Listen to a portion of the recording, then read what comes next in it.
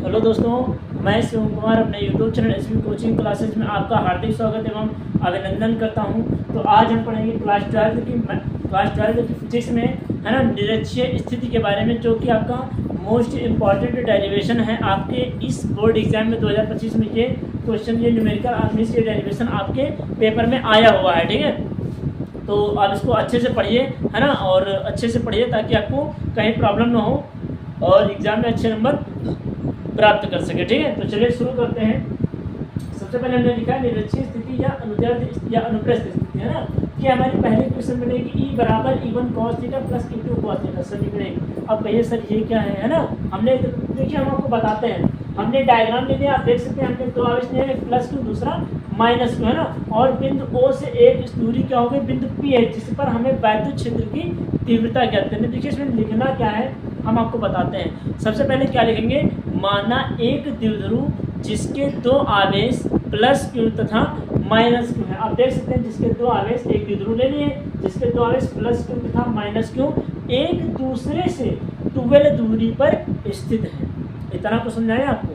ठीक है, इसके मुख्य अक्ष बिंदु O से R दूरी पर एक बिंदु P है, जिस पर हमें वैद्युत क्षेत्र की तीव्रता ज्ञात करनी है। ठीक है, इतना हम आपको बता दिए। अब हम आगे देखिए, सुनिए क्या लिखे, बिंदु P पर परीक्षण आवेश Q नॉट। आप देख सकते हैं बिंदु P पर परीक्षण आवेश Q नॉट लाने पर, है ना, तीव्रता E1 तथा माइनस Q के कारण तीव्रता E2 होने लगती है या उत्पन्न हो जाती है।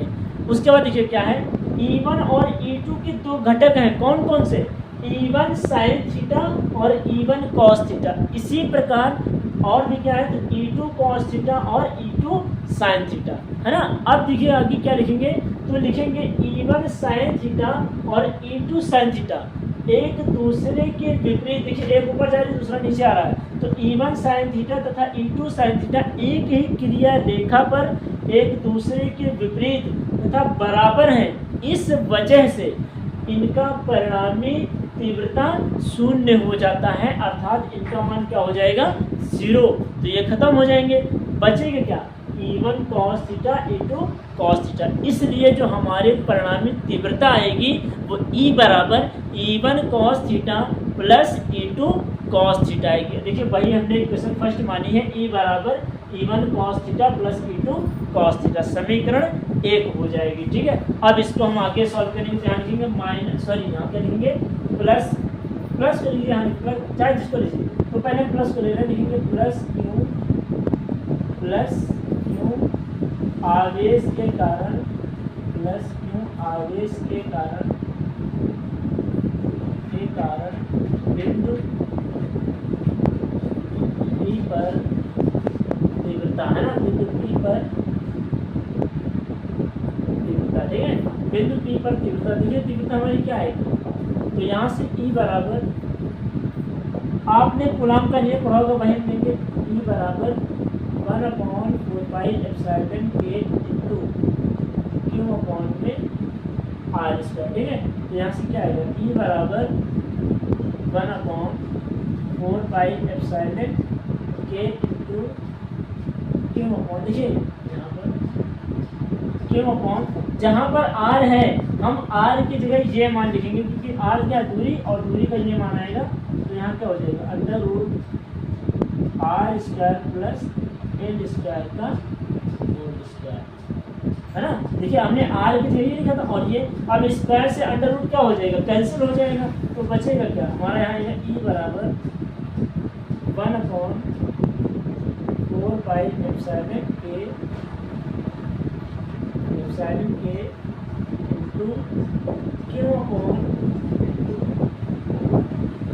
देखिए स्क्वायर से रूट हमारा कैंसिल हो जाएगा, तो बचेगा क्या, R स्क्वायर प्लस का L स्क्वायर, ये मान लीजिए समीकरण 1, है ना। और इसी तरह हमारी दूसरी क्वेश्चन आएगी, तो माइनस क्यू को लेंगे यहाँ पर, तो क्या लिखेंगे, यहाँ लिखेंगे माइनस क्यू आवेश के कारण, माइनस क्यू आवेश के कारण बिंदु P पर तीव्रता, है ना, बिंदु P पर वैद्युत क्षेत्र की तीव्रता।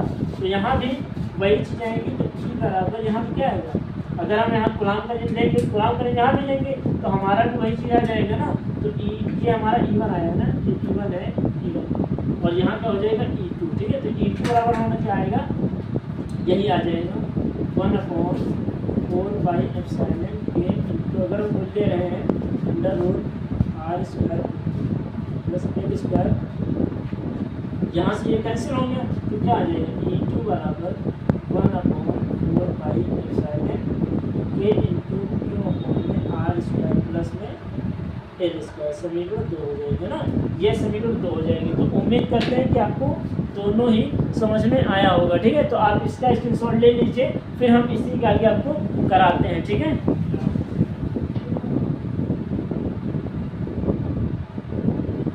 तो आपने स्क्रीनशॉट ले लिया होगा। अब हम चलते हैं इसी के आगे और सॉल्व करते हैं, ठीक है। हम इरेज कर रहे हैं यहाँ से इरेज कर रहे हैं, इरेज कर रहे हैं, ठीक है।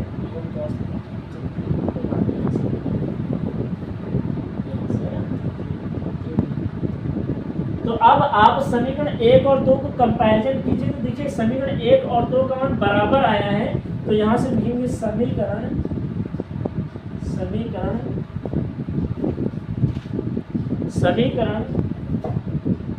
1 बराबर समीकरण 2, मतलब क्या कहना है, E1 बराबर E2 आया है, इसको मान लीजिए समीकरण 4 है ना। तो E1 बराबर E2 आया है, ये हो जाएगी समीकरण 4, ठीक है। अब हम क्या लेंगे, अब हमको लेना है, देखिए अब त्रिभुज बनेगा। देखिए ये A है, A O और P त्रिभुज बनना है, जैसे लिखेंगे त्रिभुज AOP में, है ना। त्रिभुज AOP में cos थीटा बराबर क्या होता है, लंब बटे कर्ण, मतलब होता है लाल का आधार बटे कर्ण, है ना। तो cos थीटा बराबर क्या हो जाएगा, आधार बटे कर्ण हो जाएगा ना, ये हो जाएगा आधार बटे कर्ण। तो क्या है cos थीटा बराबर आधार कितना है, देखिए ये हमारा इतना है, आधार L हो जाएगा, तो ये हो जाएगा L, और कर्ण कितना है, ये है कर्ण √r² प्लस में l², है ना। ये हमारा cos थीटा का मान है। अब हम देखिए हमें मिल गया है। अब आप चलिए समीकरण 1 में, है ना। तो यहाँ से समीकरण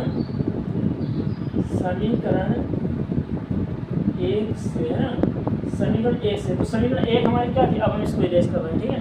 समीकरण 1 में चलिए यहाँ से लिखते हैं समीकरण 1 से, है ना। तो यहाँ लिखेंगे समीकरण 1 से क्या आई थी, E बराबर E1 cos theta plus E2 cos theta, है ना। तो देखिए अब यहाँ समीकरण 4 में से देखिए E1 और E2 का मान बराबर है। यहाँ से देखिए E1 बराबर E2, तो चाहे E2 को आप E1 लिख दीजिए या E1 को आप E2 लिख दीजिए। तो हम लिख रहे हैं E बराबर ये भी E1 हो जाएगा, है ना, और ये भी E1 हो जाएगा cos थीटा। तो अब ये E1 और E1 जुड़िए कितना हो जाएगा, E बराबर 2E1 cos थीटा, ये हो गया, है ना। अब यहाँ पर क्या कीजिए, E1 का मान रख दीजिए, cos थीटा का मान रख दीजिए। तो यहाँ से लिखेंगे E बराबर E1 का मान कितना आया था, E1 का मान आया था जो लग रहा है 1/4 के इंटू r² प्लस में l², है ना।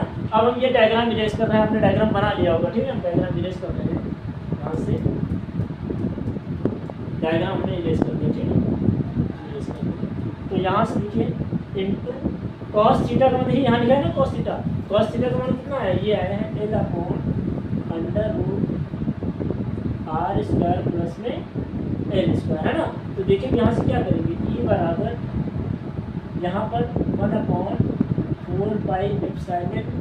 के इंटू क्यों हो जाएगा, है ना। और यहाँ पर देखिए, यहाँ पर पावर 1 है और यहाँ पर ये है, तो क्या आ जाएगा, ये हो जाएगा, यहाँ पर इसको हम लिखेंगे, ये हो जाएगा r² प्लस l² की पावर 1, है ना, और इंटू L√, अब अंडर को हटा दीजिए, अंडर को हम ऐसे लिखेंगे r² प्लस में l² की पावर 1/2, है ना। ये हो जाएगा। जहाँ पर आपके बेस सेम होते हैं तो घाते क्या होते हैं, जुड़ जाती है ना। तो यहाँ लिखेंगे E बराबर 1/4 के इंटू क्यों हो जाएगा ना, क्यों हो जाएगा,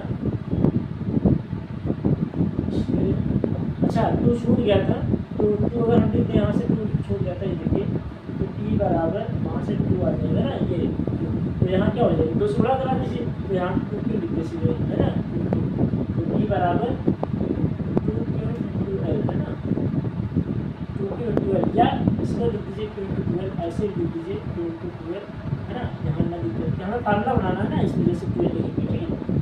तो ये हो गया। अब ये दोनों पास कर दीजिए, ये हो जाएगा R square plus L square, ये हो जाएगा 1 प्लस और ये हो जाएगा 1/2 है ना, ये इतना हो जाएगा। अब इसको इरेज कर दीजिए, यहाँ से इसको इरेज कर देंगे तो क्या आएगा, ई बराबर 1/4 पाई एप्सिलॉन के इंटू, आपने फार्मूला पढ़ा होगा वैद्युत द्विध्रुव आघूर्ण, मतलब पी बराबर क्यू इंटू 12, तो जहाँ क्यू इंटू 12 है वहाँ क्या लिख देंगे, वहाँ लिख देंगे पी, ये पी हो जाएगा और ये हो जाएगा R square plus L square की पावर 2 1 3, मतलब 3/2 हो जाएगा ना। हाँ ठीक है, तो उसके बाद हम क्या करेंगे, हम यहाँ से हमारा क्या हो जाएगा, एल का आप नगण्य मान लीजिए, तो एल का काम खत्म हो जाएगा, तो हम लिख देंगे ब्रैकेट में एल इज लेस देन इससे आर से है ना, मतलब एल बराबर 0 हो जाएगा, तो यहाँ क्या हो जाएगा ई बराबर 1/4 पाई एप्सिलॉन के इंटू पी, एल 0 हो गया, तो यहाँ क्या बचेगा आर स्क्वायर की पावर 3/2, 2 से 2 खत्म हो गया, तो क्या बचेगा ई बराबर 1/4 पाई एप्सिलॉन के इंटू पी अपॉन में आर क्यूब है ना, ये बचेगा।